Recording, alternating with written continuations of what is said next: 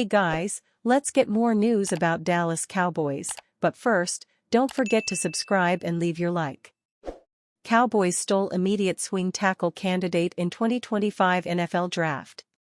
The Dallas Cowboys have been on the hunt for a swing tackle all offseason, but have yet to find one.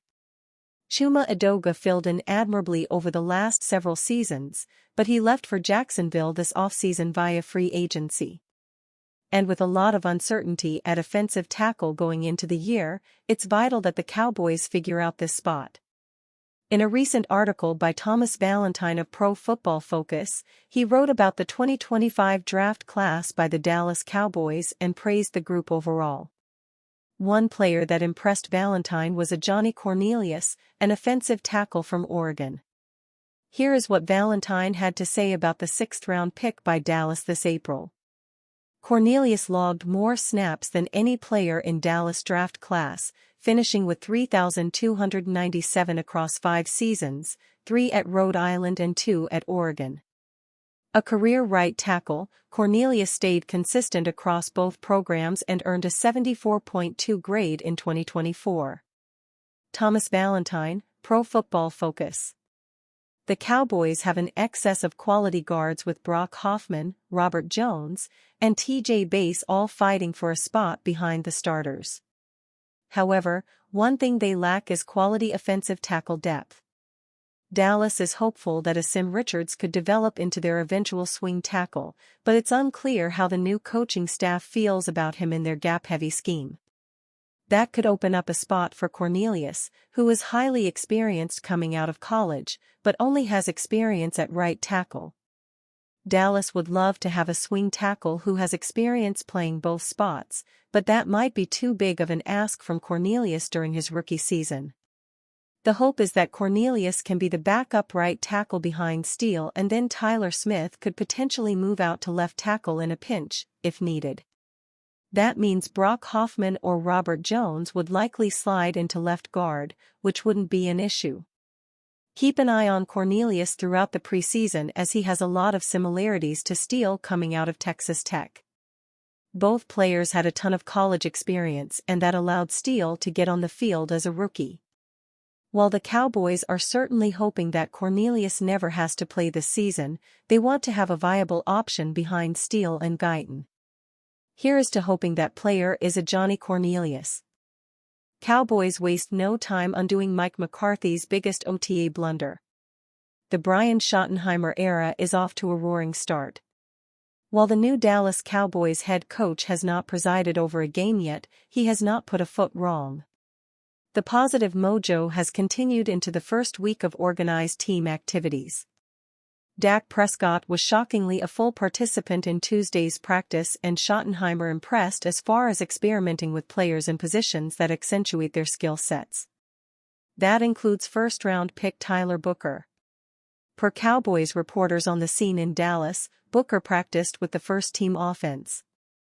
That might not seem like a huge deal, but Mike McCarthy infamously put 2024 draft picks Tyler Guyton and Cooper Beebe with the second team to start OTAs this time last year. While all rookies need a transition window, it made zero sense for McCarthy to slow-play Guyton and Beebe's insertion into the starting lineup. It was obvious when they were drafted that, barring injury, they would start at left tackle and center, respectively, in Week 1. Nothing was gained by McCarthy penciling Chuma Edoga and Brock Hoffman with the starters at the onset of OTAs. Continuity is the most important component to a successful offensive line, even more so than talent. Depriving an already in-transition unit from more reps together was a major roll of the dice by McCarthy. Sure enough, the offensive line looked out of sync, especially in the run game, for a chunk of the year.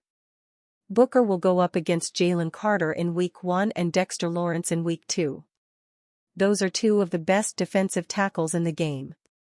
Schottenheimer knows he can't mess around. The Cowboys' DTs are nothing to write home about to begin with.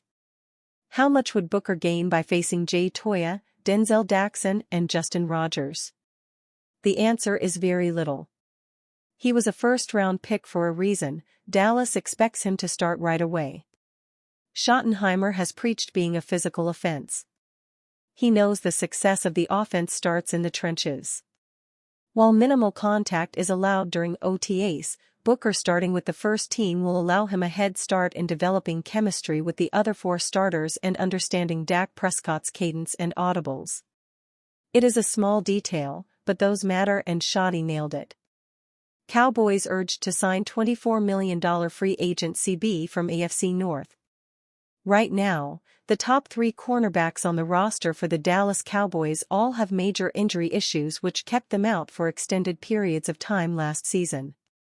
NFL All-Pro cornerback Trayvon Diggs is coming off his second ACL tear in 3 seasons and missed 6 games.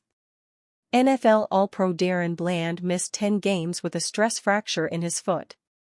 Rookie Siobhan Revel is coming off an ACL tear at East Carolina in September 2024 that cost him the final 10 games of his college career. While those 3 might have as much talent as any group of cornerbacks in the NFL when healthy, the odds of all 3 being healthy at the same time seems increasingly remote. That's why Bleacher Report's Mo Moton thinks free agent Mike Hilton might be the solution for the Cowboys to add depth at the position. Despite his production as one of the league's top slot cornerbacks, Mike Hilton remains available, Moton wrote on May 21.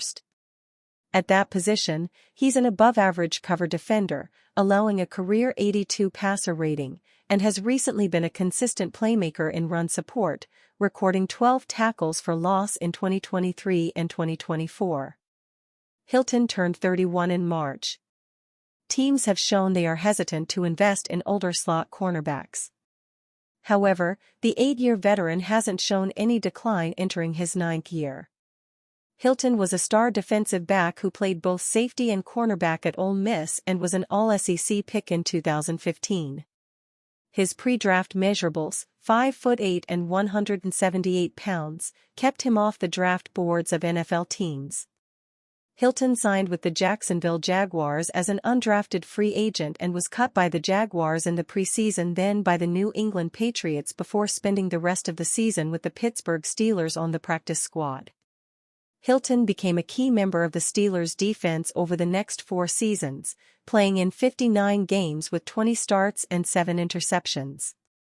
Hilton's career-high 3 interceptions in 2020 led to a 4-year, $24 million free agent contract with the Cincinnati Bengals, where he had 66 tackles, 8 TFL, 5 pass deflections, 2 interceptions, and 1 interception return for a touchdown in 2021 as the Bengals made it to the Super Bowl for the first time since the 1988 season.